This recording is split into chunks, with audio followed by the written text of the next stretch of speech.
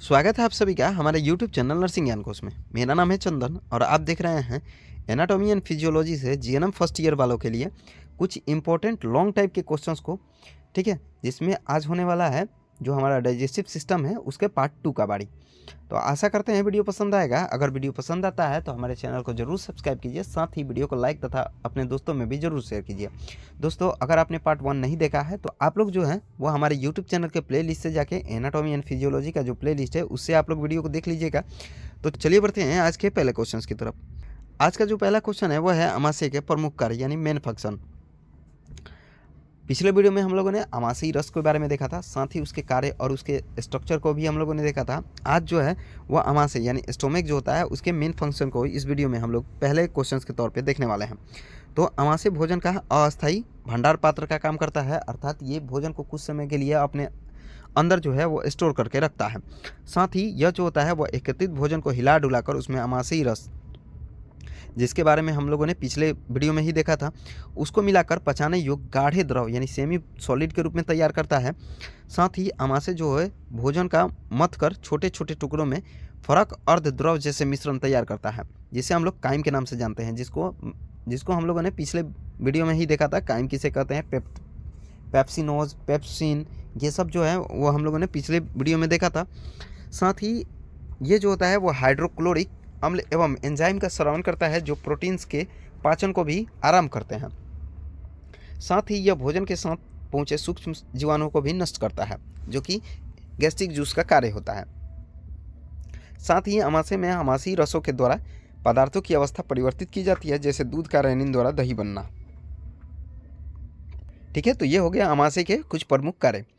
ठीक है, सबसे मेन जो कार्य है वो है भोजन का पाचन के लिए उसको सेमी फ्लूइड में बदलना। साथ ही ये जो होता है वो काइम में भी परिवर्तित करता है। साथ ही ये प्रोटीन के पाचन को भी संचालित करता है, और सबसे मेन जो कार्य है वो भोजन के साथ आए हुए या हमारे शरीर में प्रवेश किए हुए सूक्ष्म जीवाणुओं को ये नष्ट भी करने का कार्य करता है। तो ये हो गया कुछ अमाशय के कार्य। अब बढ़ेंगे हम लोग यकृत के तरफ यानी लीवर के तरफ। तो अगर लीवर का बात किया जाए तो ये हमारे शरीर की सबसे बड़ी ग्रंथि होती है, जिसका भार एक स्वस्थ व्यक्ति में लगभग 1.5 किलोग्राम के आसपास होता है। यह हमारे पेट के जो गुहा होती है उसमें दाहिने ऊपर की ओर पतलियों के नीचे स्थित होती है। इसके ऊपरी सतह जो होते हैं वो कन्वेक्स तथा निचले जो सतह होती है वो कनकेव टाइप की होती है। यकृत जो होता है वो डिओडेनम के प्रारंभिक भाग तथा बड़ी आंत के दाहिने भाग, ठीक है, यानी एसेंडिक कोलन के ठीक ऊपर स्थित होती है। यकृत उदर के आगे की मध्य भित्ति पर फाल्सीफोरम लिगामेंट नामक मिजेंटी से जुड़ा होता है। अर्थात लीवर जो होता है वो हमारे शरीर की सबसे बड़ी ग्रंथि के साथ साथ ये लगभग 1.5 किलोग्राम के आसपास होता है, जो कि हमारे पेट के दाहिने ऊपर की पसलियों के ठीक नीचे स्थित होता है। इसका ऊपरी सतह उत्तल यानी कॉन्वेक्स तथा निचला जो सतह होता है वो अवतल यानी कनकेव के आकार का यानी शेप का होता है। इसका जो ऊपरी भाग या प्रारंभिक भाग होता है वो ड्यूरेनम होता है, तथा बड़ी आंत के जो दाहिने भाग होते हैं वो एसेंडिंग कोलन के ठीक ऊपर होते हैं। साथ ही ये एक मिसेंट्री जो होती हैं वो लिगामेंट द्वारा जुड़ी होती हैं। यकृत के 2 खंड होते हैं। एक खंड जो होता है दाहिना वाला वो बाएं वाले खंड से 6 गुना अधिक बड़ा होता है। दाहिना खंड जो होता है वो ब्रिक के ऊपर तथा दाहिना जो खंड होता है अमाशय के ऊपर स्थित होता है। अर्थात यकृत में यानी लीवर में जो है वो 2 खंड होते हैं, एक दाहिना खंड और दूसरा बायां खंड। दाहिना खंड बाएं खंड के 6 गुना ज़्यादा बड़ा आकार का होता है, और ये जो होता है दाहिना खंड वो किडनी के ठीक ऊपर होता है, और बायां जो खंड होता है वो अमाशय के ऊपर स्थित होता है। दोनों खंड के बीच में पोर्टोहेपेटाइस नामक यकृत द्वार होता है, जिससे होकर लसिका वाहिनी, तंत्रिका, रक्त नलिका तथा पीत नलिका का आना जाना होता है। तो ये हो गया यकृत का स्ट्रक्चर। अब बढ़ेंगे इसके सेट की तरफ। ठीक है, यानी इसमें वाहिकाओं का 5 सेट बनता है। पहला हेपेटिक धमनी यानी हेपेटिक आर्टरी। यकृत में पहुंचने वाली कुल रक्त का 20% जो है वह शुद्ध रक्त इसी धमनी द्वारा पहुंचाया जाता है। अर्थात लीवर के लिए जो शुद्ध रक्त है वो 20% जो है वो हेपेटिक धमनी द्वारा ही लीवर को पहुंचाया जाता है। यह उदरीय महाधमनी की शाखा शालिक धमनी का एक प्रशाखा यानी ब्रांच होती है। साथ ही दूसरा जो होता है वो है पोर्टल सिरा।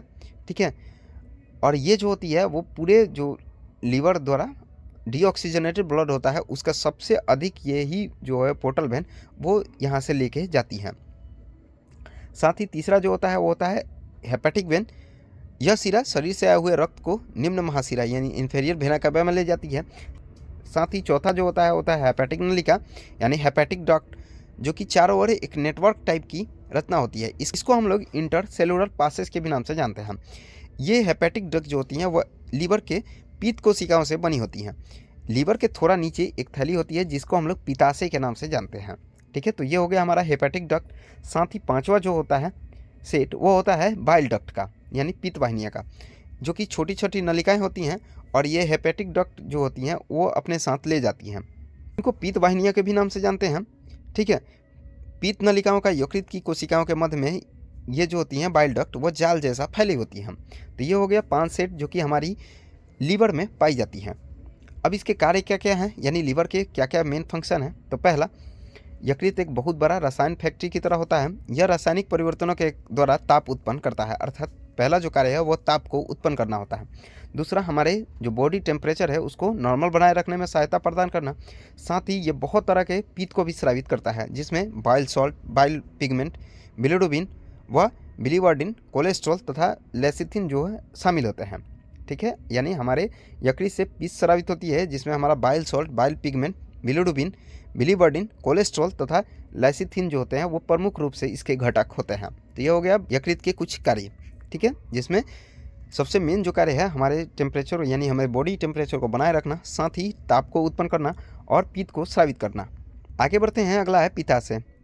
जैसा कि हम लोगों ने ऊपर भी देखा पित्ताशय को, तो गॉल ब्लैडर जो है वो एक नाशपाती के आकार की एक खोखली थैलीनुमा रचना होती है जिसकी 3 से 4 इंच लंबा व 1 इंच जो होता है वो चौड़ा होता है।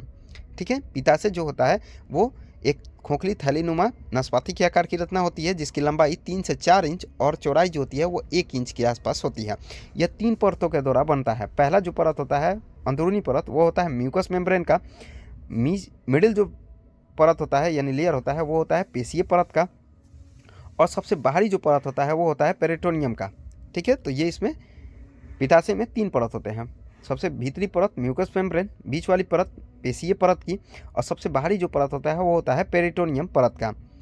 यकृत से पित्त जो स्रावित होता है वो गॉल ब्लैडर में ही जमा होता है और यहीं पे जो है वो गाढ़ा होता है। अगर ये जो होता है अधिक गाढ़ा हो जाए तो उस कंडीशन में जो है पित्त में स्थित कोलेस्ट्रॉल का कण में क्रिस्टलीकरण होता है। ये कण पित्त की पथरी बन जाती हैं, अर्थात अधिक गाढ़ा होने की स्थिति में जो पित्ताशय में जो यकृत से हमारा बाइल आया रहता है यानी पित्त जो आया रहता है, अगर ज़्यादा गाढ़ा हो जाए तो उस कंडीशन में यही जो होते हैं वो गॉलस्टोन के रूप में परिवर्तित हो जाते हैं। आगे बढ़ते हैं, अगला है पित्ताशय के मुख्य रूप से कितने भाग होते हैं। तो इसके 3 भाग होते हैं। पहला फंडस, दूसरा बॉडी और तीसरा जो होता है वो ग्रीवा होता है। ठीक है, यानी पित्ताशय जो हमारा 3 भागों में बढ़ता है। पहला फंडस, दूसरा काय यानी बॉडी, तीसरा ग्रीवा यानी नेक। चलिए आगे बढ़ते हैं, अगला है पित्तीय तंत्र यानी बाइलरी सिस्टम। पित्तीय तंत्र के कई भाग में बांटा जाता है।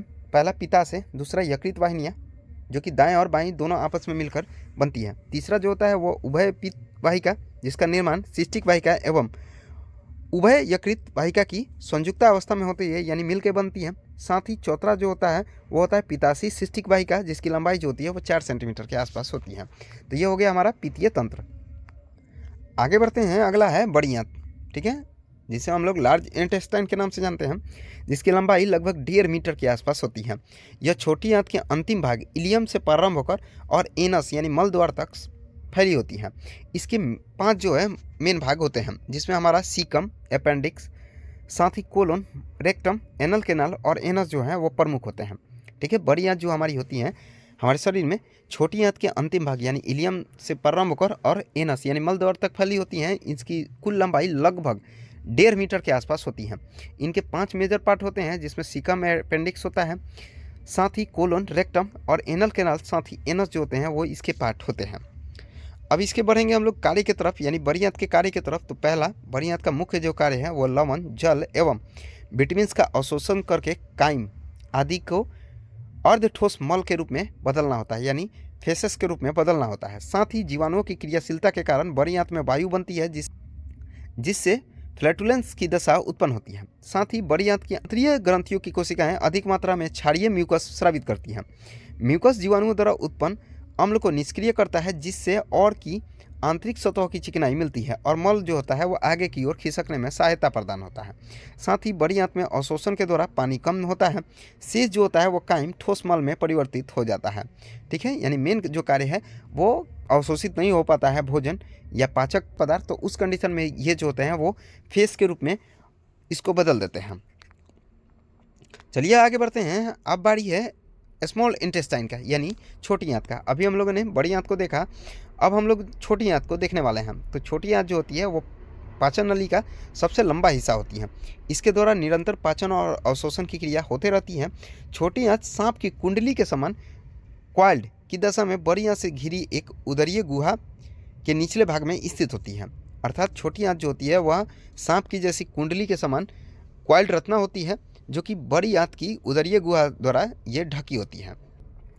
यह आमाशय के पाइलोरस से प्रारंभ होकर बड़ी आंत के प्रारंभिक स्थान इलियोसिकम या कोलिक वाल्व पर समाप्त होती है। इसकी कुल लंबाई लगभग 7 मीटर के आसपास होती है। बड़ी आंत को हम लोगों ने देखा जिसका कुल लंबाई लगभग 1.5 मीटर के आसपास था, लेकिन इसका जो छोटी आंत का लंबाई है वो लगभग 23 फुट यानी 7 मीटर के आसपास होती है। साथ ही इसका व्यास की बात किया जाए तो 3.8 सेंटीमीटर इसका व्यास होता है। छोटी आंत छूने पर चिकनी, देखने में चमकदार तथा ये रंग में हल्के गुलाबी कलर की होती हैं। तो ये हो गया बात जो छोटी आंत होती है उसका। इसके 3 भाग होते हैं। छोटी आंत के जो है 3 भाग होते हैं। पहला जो भाग होता है वो होता है ड्यूडेनम, जिसे हम लोग ग्रहणी के नाम से जानते हैं, जिसकी लंबाई 10 इंच के आसपास होती है। ठीक है, यह सबसे छोटा, सबसे चौड़ा और सबसे मजबूत जो होता है वो चिपका भाग होता है। ठीक है, ये जो होती है वो सी टाइप की रचना होती है। ठीक है, साथ ही दूसरा जो भाग होता है वो होता है जेजुनम, जो लगभग 2.5 मीटर के आसपास ये रचना होती है। ठीक है, इसे हम लोग रिक्त आंत के भी नाम से जानते हैं। ये एक कुंडली नुमा और छल्ला नुमा आकार की होती है। साथ ही तीसरा जो होता है वो होता है इलियम। ठीक है, जो छोटी आंत की सबसे अंतिम ये भाग होता है, जो कि हमारे पेट के निचले भाग में दाईं तरफ जहाँ से बड़ी आंत प्रारंभ होती है उसी के ठीक ऊपर ये होती है। तो ये हो गया हमारा जो छोटी आंत होती है उसके पार्ट्स, जो कि 3 पार्ट्स होते हैं, ड्यूडेनम, जेजुनम और इलियम। तो आज के लिए बस इतना ही। आशा करते हैं वीडियो पसंद आया होगा। अगर वीडियो पसंद आया है तो हमारे चैनल को जरूर सब्सक्राइब कीजिए, साथ ही वीडियो को लाइक तथा अपने दोस्तों में भी जरूर शेयर कीजिए। अगर आप इस वीडियो से संबंधित पीडीएफ को देखना चाहते हैं तो उसका जो लिंक है वो डिस्क्रिप्शन में दिया हुआ है, आप लोग उस पर टैप करके और पीडीएफ को देख सकते हैं। साथ ही अगर आप हमारे साथ जुड़ना चाहते हैं तो इंस्टाग्राम चैनल, टेलीग्राम चैनल तथा व्हाट्सअप चैनल का जो लिंक है वो डिस्क्रिप्शन में दिया हुआ है, आप लोग उस पर टैप करके और हमारे साथ जुड़ सकते हैं। तो मिलते हैं ऐसे ही किसी नए वीडियो में, तब तक के लिए धन्यवाद।